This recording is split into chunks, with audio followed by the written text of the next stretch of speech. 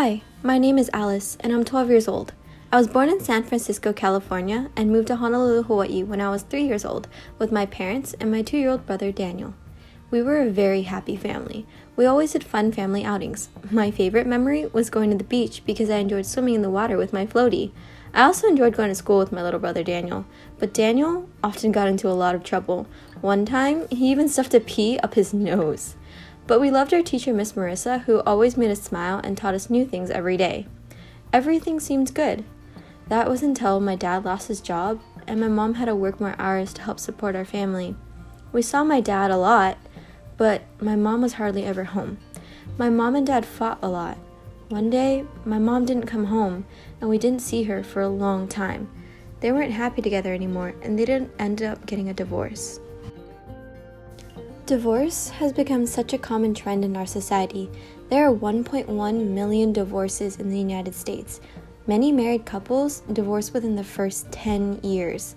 As Daniel and I grew up, we went through a lot of difficult and new adjustments with my parents' divorce. We live in 2 different houses. At first, it was odd to be living in a single-parent household and bouncing between 2 homes.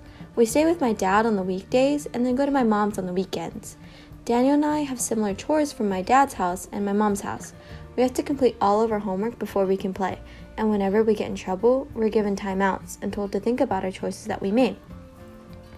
Parents should try to maintain a consistent schedule for their children though, especially since they're now living in 2 different households.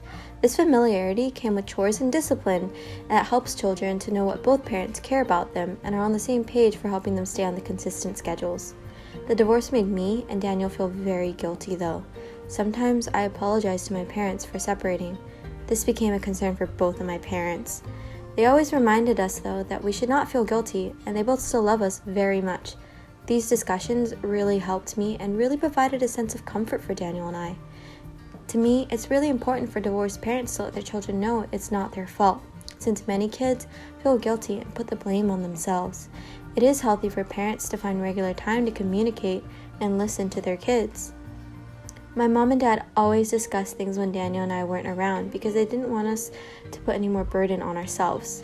If a problem arises, parents really shouldn't involve children in any conflict. This can further children into feeling more guilty upon themselves. Some days are harder to get through than others.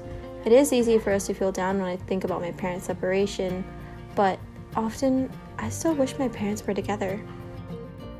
A divorce can bring about hardship for anyone. It can be a difficult process to go through, if not more difficult for some people.